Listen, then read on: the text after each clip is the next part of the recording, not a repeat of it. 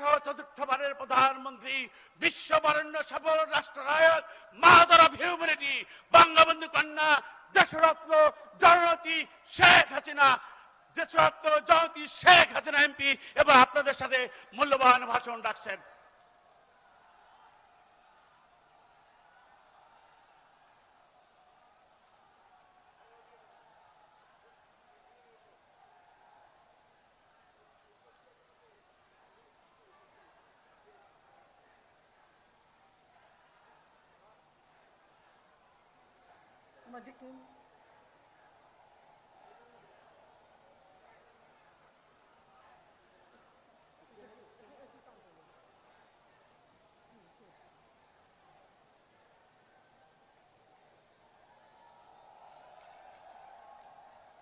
বিসমিল্লাহির রহমানির রহিম। আজকের এই বিশাল জনসভায় উপস্থিত আমার ভাই বোনেরা, আজকে আমাদের দক্ষিণ অঞ্চলের মানুষের জন্য একটা বিশেষ দিন। আমরা কিছুক্ষণ আগেই আমাদের স্বপ্নের সেতু পদ্মা সেতু উদ্বোধন করে আসলাম, আলহামদুলিল্লাহ। আমি প্রথমে শ্রদ্ধা জানাই সর্বকালের সর্বশ্রেষ্ঠ বাঙালি জাতির পিতা বঙ্গবন্ধু শেখ মুজিবুর রহমানকে, যিনি আমাদের স্বাধীনতা দিয়েছেন, যিনি আমাদের একটি দেশ দিয়েছেন, জাতি হিসেবে পরিচয় দিয়েছেন। আমি শ্রদ্ধা জানাই জাতীয় চান্ডিতার প্রতি, 30 লক্ষ শহীদের প্রতি, 2 লক্ষ মা বোনের প্রতি, মুক্তিযোদ্ধাদের জানাই সশ্রদ্ধ সালাম। জাতির পিতা চেয়েছিলেন এই দুঃখী মানুষের মুখে হাসি ফুটাতে, চেয়েছিলেন এই বাংলাদেশ দরিদ্রমুক্ত হবে, উন্নত সমৃদ্ধ হবে, বাংলাদেশের প্রতিটি মানুষ অন্ন, বস্ত্র, বাসস্থান, চিকিৎসা, শিক্ষা পাবে, উন্নত জীবন পাবে। সেই লক্ষ্য নিয়ে তিনি সারাটা জীবন সংগ্রাম করেছেন, জেল, জুলুম, অত্যাচার, নির্যাতন সহ্য করেছেন। তাই তাকে সাড়া দিয়ে এই বাংলাদেশের মানুষ অস্ত্র তুলে নিয়ে যুদ্ধ করে বিজয় অর্জন করেছে। জাতির পিতা যুদ্ধ বিধ্বস্ত দেশ গড়ে তোলার যাত্রা যখন শুরু করলেন, মাত্র 3.5 বছর হাতে সময় পেয়েছিলেন। এই 3.5 বছরের মধ্যে বাংলাদেশকে যুদ্ধ বিধ্বস্ত দেশ, এই ধ্বংস স্তূপের উপর দাঁড়িয়ে বাংলাদেশকে গড়ে তুলে সম্পন্নত দেশ করেন। যখন এদেশের দুঃখী মানুষের মুখে হাসি ফুটিয়ে মানুষের ক্ষমতা তৃণমূল পর্যায়ে নিয়ে যাওয়ার ব্যবস্থা করেন, দুর্ভাগ্য আমাদের 75 15 আগস্ট। এই 15 আগস্ট আমার বাবা জাতির পিতা বঙ্গবন্ধু শেখ মুজিবুর রহমান, তাকে হত্যা করেছে আমার মা বেগম ফজিলাতুন্নেসা মুজিব, তাকে হত্যা করেছে আমার ভাই কামাল জামাল রাসেল, কামাল জামালের নবপরিত বহিদুল সুলতানা এবং পারভিন জামাল, আমার একমাত্র চাচা শেখ আবু নাসের, শেখ ফজলুল হক মনি, তার অন্তঃসত্ত্বা স্ত্রী আরজুমণি, আব্দুর রাব সানিয়াবাদ, তার 13 বছরের মেয়ে বেবি, 10 বছরের ছেলে আরিফ, 4 বছরের নাতি সুকান্ত সহ আত্মীয় পরিবার পরিজনকে নির্মমভাবে হত্যা করে। রেহানা, আমি বিদেশে ছিলাম, দেশে আসতে পারিনি। বাংলাদেশ আওয়ামী লীগ আমাকে 81 সালে আওয়ামী লীগের সভাপতি নির্বাচিত করে। শত বাধা পেরিয়ে আমি আপনাদের মাঝে আসি এবং আমার লক্ষ্য জাতির পিতা সেই স্বপ্ন পূরণ করা, বাংলাদেশের মানুষের ভাগ্য পরিবর্তন করা, বাংলাদেশের মানুষের জন্য উন্নত জীবন নিশ্চিত করা। অনেক চড়াই উতরাই পার হয়ে আজকে আমরা বাংলাদেশের মানুষের খাদ্য নিরাপত্তা নিশ্চিত করেছি। আজকে বাংলাদেশ খাদ্যে স্বয়ংসম্পূর্ণ। আজকে আমরা বিনা পয়সায় বই দিচ্ছি, প্রতিটি এলাকায় স্কুল করে দিচ্ছি, কলেজ করে দিচ্ছি, বিশ্ববিদ্যালয় করে শিক্ষার দ্বার উন্মোচন করেছি, কমিউনিটি ক্লিনিক করে দিয়ে মানুষের ঘরের কাছে চিকিৎসা সেবার ব্যবস্থা করেছি। বাংলাদেশের মানুষ, আমার ওয়াদা ছিল প্রত্যেক ঘরে আলো জ্বলবো। আজকে বাংলাদেশের প্রত্যেক ঘরে ঘরে আমরা বিদ্যুৎ পৌঁছে দিতে পেরেছি। ডিজিটাল বাংলাদেশ গড়ে তুলবো ওয়াদা করেছিলাম, আজকে ডিজিটাল বাংলাদেশ। সকলের হাতে মোবাইল ফোন, সকলে এখন অনলাইনে কেনা বেচা করতে পারেন, সেই ব্যবস্থা আমরা করেছি। বাংলাদেশের উন্নয়নের ধারাটা অব্যাহত রাখতে পেরেছি এই একটা কারণে যে বাংলাদেশের জনগণ ভোট দিয়েছে, নির্বাচিত হয়েছি এবং এদেশের মানুষের ভাগ্য পরিবর্তনের কাজ করে যাচ্ছি। আপনারা জানেন এই পদ্মা সেতু নির্মাণের জন্য সেই 2001 সালে ভিত্তিপ্রস্তর স্থাপন করেছিলাম। খালেদা জিয়া এসে তা বন্ধ করে দিয়েছিল। আমরা 2009 সরকারে এসে আবার পদ্মা সেতু নির্মাণ কাজ শুরু করি। তখন তারা কি বলেছিল? বলেছিল আওয়ামী লীগ কোনোদিন নাকি পদ্মা সেতু করতে পারবে না। খালেদা জিয়াকে জিজ্ঞাসা করি, আসুন দেখে যান পদ্মা সেতু নির্মাণ হয়েছে কি না। আমাদের অনেক জ্ঞানীগুণী লোক ছিল, অর্থনীতিবিদ, বড় বড় আমলা ছিলেন সবাই। তাহলে যে নিজেদের জায়গায় পদ্মা সেতু সম্ভব না, আজকে নিজেদের জায়গায় কিভাবে করতে পারলাম? আপনারা, এই বাংলাদেশের জনগণ, আপনারা আমাকে সমর্থন দিয়েছেন, পাশে দাঁড়িয়েছেন। জনগণের শক্তি সব থেকে বড় শক্তি। কি বলেন আপনারা? সেটা বিশ্বাস করেন তো? জনগণের শক্তি বড় শক্তি। আমি সেটাই বিশ্বাস করেছি। যখন ওই ডক্টর ইউনূস তার ওই গ্রামীণ ব্যাংকের এমডি পদ থেকে চলে যেতে হলো, ওয়ার্ল্ড ব্যাংকে তদবির করে, আমেরিকায় তদবির করে পদ্মা সেতুর টাকা বন্ধ করে দিল, বলল দুর্নীতি হয়েছে। কে দুর্নীতি করেছে? যে সেতু আমাদের প্রাণের সেতু, যে সেতুর সাথে আমার এই দক্ষিণ অঞ্চলের মানুষের ভাগ্য জড়িত, সেই সেতু করতে যে কেন দুর্নীতি হবে? তার টাকা দেয়নি, কিন্তু দুর্নীতি ষড়যন্ত্র বলে টাকা বন্ধ করলো। আমি ঘোষণা দিয়েছিলাম টাকা বন্ধ করেছো, ঠিক আছে, বাংলাদেশ বসে থাকে না, আমরা নিজের টাকায় এই পদ্মা সেতু তৈরি করব। অনেকে অনেকভাবে চেষ্টা করেছে, অনেক কথা বলেছে যে সেতুটাকে আমরা করতেই পারবো না। কিন্তু আমি আগেই বলেছি, আমার একমাত্র শক্তি তো আপনারা, আমার একমাত্র শক্তি বাংলার জনগণ। বাবা মা ভাই সব হারিয়ে নিঃস্ব রিক্ত হয়ে ফিরে এসেছিলাম এই বাংলাদেশে। সমগ্র বাংলাদেশ ঘুরে বেরিয়েছি। এই শরীয়তপুরে যখন এসেছি কি ছিল? লঞ্চে করে এসেছি, লঞ্চ নষ্ট হয়ে গেছে, নৌকায় করে করে এক একটা এলাকায় গেছি, কাদা পানিতে নেমেছি, মিটিং করেছি। আজকে সেই শরীয়তপুরের চেহারা পাল্টে গেছে, কারণ আওয়ামী লীগ ক্ষমতা এসে রাস্তাঘাট, পুল, ব্রিজ উন্নয়ন করেছে। মাদারীপুর, সেখানে ওই লঞ্চেই যেতে হতো। গোপালগঞ্জ, ঢাকা থেকে যেতে 22 ঘন্টা সময় লাগতো। আমাদের প্রত্যেকটা এলাকা এত দুর্গম ছিল। আজকে রাস্তাঘাট, পুল, ব্রিজ করেছি বলেই সকলের জন্য যোগাযোগ হয়েছে, বিশেষ করে দক্ষিণ অঞ্চলে।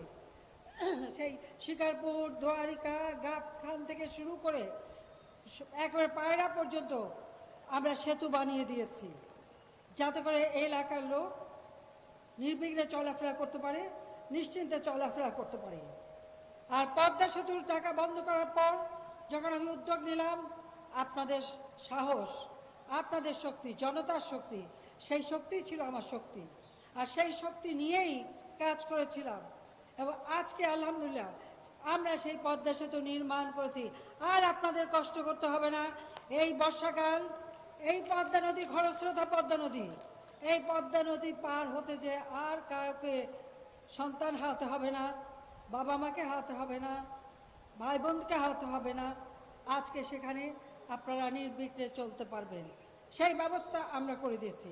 আর যারা বাধা দিয়েছিল তাদের একটা জবাব আমরা দিয়েছি, তাদেরকে উপযুক্ত একটা জবাব এই পদ্মা সেতুর মধ্যে দিয়ে আমরা দিতে পারলাম যে না, বাংলাদেশ পারে।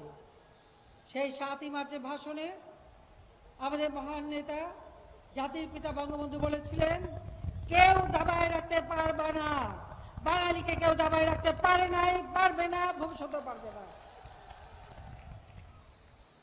জাতির পিতাটাকে সাড়া দিয়ে তো এদেশের মানুষ অস্ত্র তুলে নিয়ে যুদ্ধ করে দেশ স্বাধীন করেছে, কিন্তু সোনার বাংলা গড়ে তোলার স্বপ্ন তিনি পূরণ করে যেতে পারেনি। আজকে আমরা দেশকে খাদ্য স্বয়ংসম্পূর্ণ করতে পেরেছি।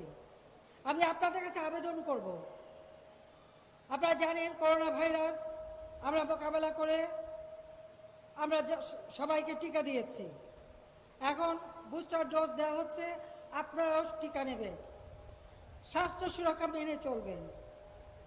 আমরা সব ঘরে শুধু বিদ্যুৎই দেইনি, সাথে সাথে মানুষের জীবন জীবিকার ব্যবস্থা আমরা করে দিচ্ছি। সারা বাংলাদেশে আমরা অর্থনৈতিক অঞ্চল করছে। আজকে পদ্মা সেতু হয়েছে, এখানেও বিশেষ অর্থনৈতিক অঞ্চল তৈরি হবে, কর্মসংস্থান হবে, শিল্প কারখানা হবে, আমাদের ফসল উৎপাদন হবে, সেই ফসল আমরা প্রক্রিয়াজাত করতে পারবো, দেশে বিদেশে রপ্তানি করতে পারবো। আমাদের মাছ হবে, সেই মাছ আমরা প্রক্রিয়াজাত করতে পারবো, দেশে বিদেশে আমরা পাঠাতে পারবো। বাংলাদেশের মানুষের দুঃখ ঘুচে যাবে, বাংলাদেশের মানুষের ভাগ্য পরিবর্তন হবে, অন্তত 21টি জেলার মানুষের ভাগ্য পরিবর্তন হবে, সেটা আমরা করতে পারবো। বন্যা মোকাবেলায়, বন্যার সঙ্গে আমাদের বসবাস। সিলেটে বন্যা হয়েছে, আমরা সেখানে ত্রাণ পাঠিয়েছি। আগামী বর্ষাকাল আমাদের এই অঞ্চলে বন্যা হতে পারে, এখন থেকে আমরা প্রস্তুতি নিচ্ছি, আপনারা প্রস্তুতি নেবেন। যে কোনো প্রাকৃতিক দুর্যোগ মোকাবেলার শক্তি বাংলাদেশ রাখে, বাংলাদেশের জনগণ রাখে, সেই ব্যবস্থাও আপনাদের নিতে হবে। বাংলাদেশে একটি মানুষও ভূমিহীন থাকবে না, গৃহহীন থাকবে না, সব মানুষকে আমরা ঘর তৈরি করে দেব এবং আমরা তা দিচ্ছি। পদ্মা সেতু করতে যে যারা জমি দিয়েছিলেন তাদের সবাইকে জমি দিয়েছি, ঘর করে দিয়েছি, জীবন জীবিকার ব্যবস্থা করে দিয়েছি। আমরা পদ্মার এপার ওপার দুই পারে সকলকে আমরা তাদের ঘর বাড়ি তৈরি করে দিয়েছি। ঠিক সেইভাবে বাংলাদেশের প্রত্যেকটা মানুষকে আমরা ঘর করে দেব, প্রতিটি মানুষ সুন্দরভাবে যেন বাঁচতে পারে সেই ব্যবস্থা করে দিতে পারবো এবং বাংলাদেশের মানুষের ভাগ্য উন্নয়ন করে জাতির পিতার স্বপ্ন পূরণ করব, এটাই আমাদের প্রতিজ্ঞা। আজকে আপনারা এই সভায় সমবেত হয়েছেন, পদ্মা সেতু উদ্বোধন অনুষ্ঠানে আপনারা সম্মিলিত হয়েছেন, আমি আপনাদের প্রতি কৃতজ্ঞতা জানাচ্ছি।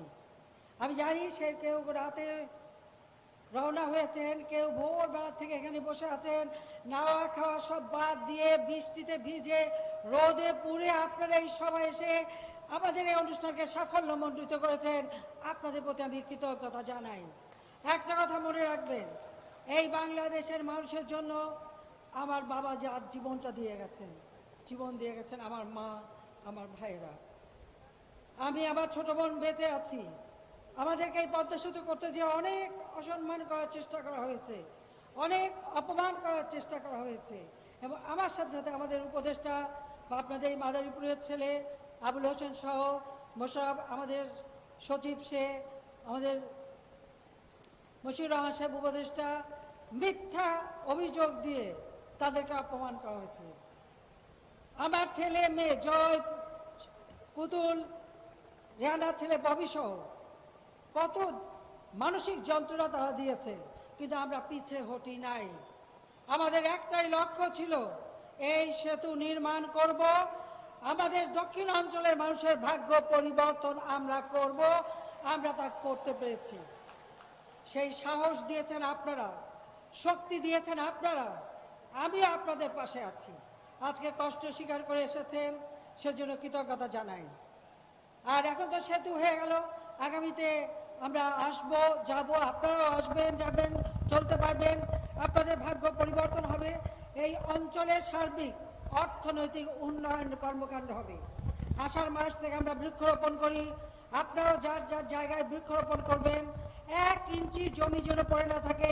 রাশিয়া ইউক্রেন যুদ্ধের কারণে আজকে সারা বিশ্বব্যাপী খাদ্যের অভাব, বাংলাদেশের জন্য খাদ্যের অভাব না হয়, কাজে যার যেটুকু আছে, যে যা পারেন তাই উৎপাদন করবেন, নিজে খাবেন, অপরকে দেবেন, বাজারে পাঠাবেন।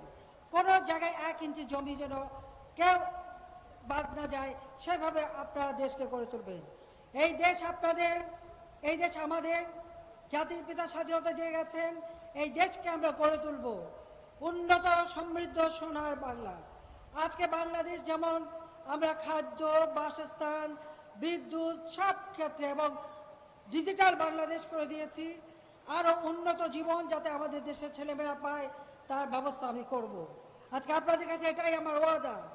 বাবা মা ভাই সব হারিয়ে পেয়েছি আপনাদের, আপনাদের মাঝেই আমি ফিরে পেয়েছি আমার বাবার স্নেহ, মায়ের স্নেহ, ভাইয়ের স্নেহ। আপনাদের পাশে আমি আছি, আপনাদের অধিকার প্রতিষ্ঠার জন্য, আপনাদের ভাগ্য পরিবর্তনের জন্য আমি যে কোনো ত্যাগ স্বীকারের সদা প্রস্তুত, এই ওয়াদা আমি দিয়ে গেলাম। আমি আপনাদের জন্য প্রয়োজন আমার নিজের জীবনটা দেব। কষ্ট করে এখানে এসেছেন, আজকে এই কথাই শুধু বলবো, নিঃস্ব আমি রিক্ত আমি দেবার কিছু নেই, আছে শুধু ভালোবাসা দিয়ে গেলাম তাই। আপনারা ভালো থাকেন, সুস্থ থাকেন, দোয়া করেন যেন আমার বাবার স্বপ্ন পূরণ করে দেশকে যেন এগিয়ে নিয়ে যেতে পারি। খোদা হাফেজ। জয় বাংলা, জয় বঙ্গবন্ধু, বাংলাদেশ চিরজীবী হোক। যেন স্লোগান ধরেন, জয় বাংলা, জয় বাংলা, জয় বঙ্গবন্ধু, জয় বঙ্গবন্ধু। খোদা হাফেজ, আবার দেখা হবে।